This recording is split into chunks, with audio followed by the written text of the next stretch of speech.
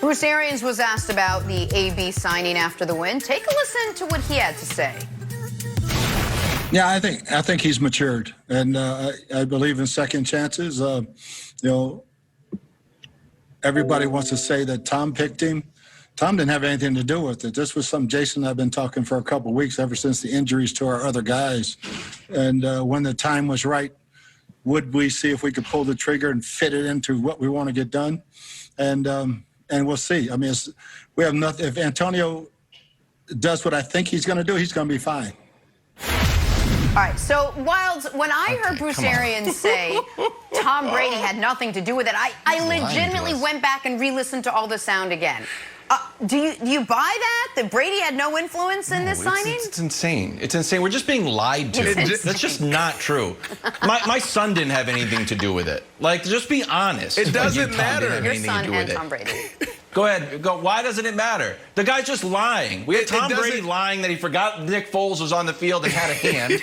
And now we got Bruce Arians here lying that Tom Brady, like, well, if he didn't, you probably should have. You probably should have. You probably should have said, hey, what do you think about Antonio Brown? It has nothing to do with it. It's just ridiculous. Well, just don't lie. Don't lie. Wilds, this is why it doesn't matter, because they're off to win the Super Bowl. That's the mission. That's the goal. Okay, so when you look at how this team is set up, they're in perfect position.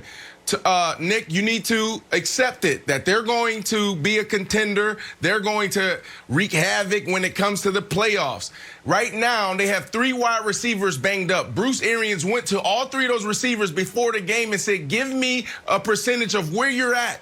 And those guys said 80%, 85%. Scotty Miller said 90%. So you got your top 3 receivers banged up, and then you got Antonio Brown sitting out there. This is perfect for a team who's trying to get it done right now, because that quarterback who's 43, he can only play 5 more, Nick. That's it. It's fine, but just don't. Yeah, I mean, obviously this was Brady. It's fine. We'll see how it works out, Jenna, but obviously it was Brady. All right.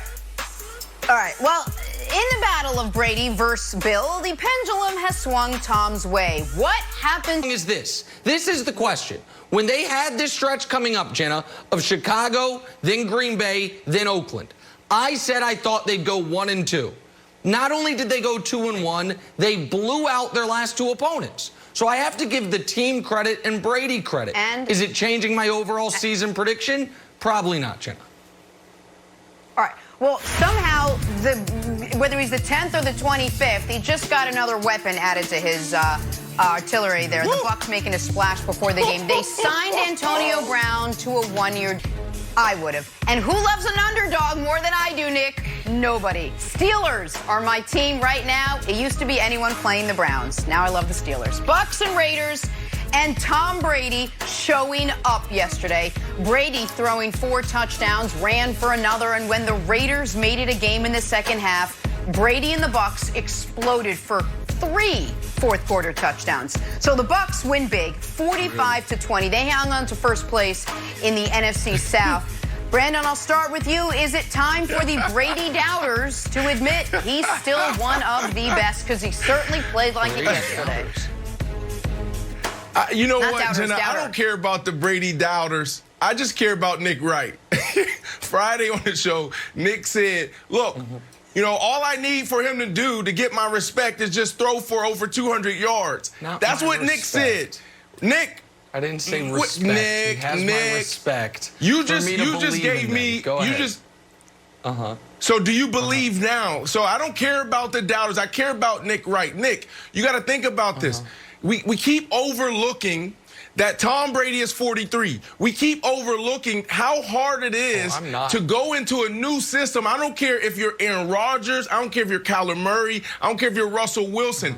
Learning a new system, going to a new team is hard. Without a offseason, without a preseason, in the middle of a global pandemic, he's 43 getting it done, Nick. What else do you need to see? The first 2 games of the season, 3 touchdowns, 3 interceptions. In the last 5 games, Nick, 15 touchdowns, 1 interception. The last time he did that was 2007 and 2010, and he won MVP. What else do you need to see? Okay. Is it my turn now? I feel like a lot of people are speaking for me. Jenna's implying. Brandon saying, what else do I need to see? I haven't even gone yet. Tom Brady was sensational yesterday. It was the single best football game I think he's played since, if people remembered, a duel against rookie Deshaun Watson early in 2017 before Deshaun blew out his knee. He was perfect.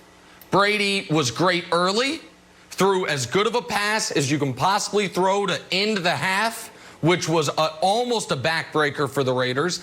And then when the Raiders got it close, got it 24-20, and it was like, oh, could the Raiders get back into this? Brady was great again late. There's no way around that. No one would deny that, and no one would question what he did yesterday. Now, you guys always, this is the brilliance of our producers, phrase these questions in a way where I come across as a hater. Because if this said time for the Brady doubters... Don't blame it on the producers. Do not throw our producers under the bus. You put yourself in this position. Well, every chance you get to talk... It could be the defense. Todd Bowles called a wrong play. The defense do something terrible. You find a way to blame it on Tom Brady, Nick. No, that's not true. That's not true. It's not true. And by the way, I feel like I'm being attacked from all sides here. I was about to give Brady extra credit because he did manage to find Derek Carr and congratulate him after the game. So good job by Tommy. That's 2 in a row. There you go. But if this said, Wilds, time for the Brady doubters to admit he can still have great performances, I would say, yeah. I didn't think he had this type of game left in him. I didn't. And I was wrong about that, clearly. But they are asking, time to admit he's still one of the best. Well, define one of the best. Do I think Tom Brady's one of the 5 best quarterbacks in football? No. Do I think even after yesterday, Tom Brady is one of the 8 or 9 best quarterbacks in football? No, I don't. Okay. So time for Brady hours to admit he's still one of the best. Define best. I don't think he's in the top quarter of starting quarterbacks in the league. 15 touchdowns, 1 yesterday. interception the last 5 games. Yeah, that's he's been very good. What we're talking All about. right, Very good yesterday. Go ahead, buddy. Are you saying that he's the 10th best quarterback walking the face of the earth? Is that what you're saying? And that's your insult? Out of billions of people on the earth, he's the 10th best? It's not an insult. That's what I'm saying. But you're like, I don't think he's a quarterback. I don't think it's good to compare pro athletes to the humanity on earth. I think it's because if you had the 35th best kicker walking the earth, you would be very upset because he'd be the worst kicker in the league. So let's not do that. I don't think he is. I think he is. He's playing better than I thought he would. I said...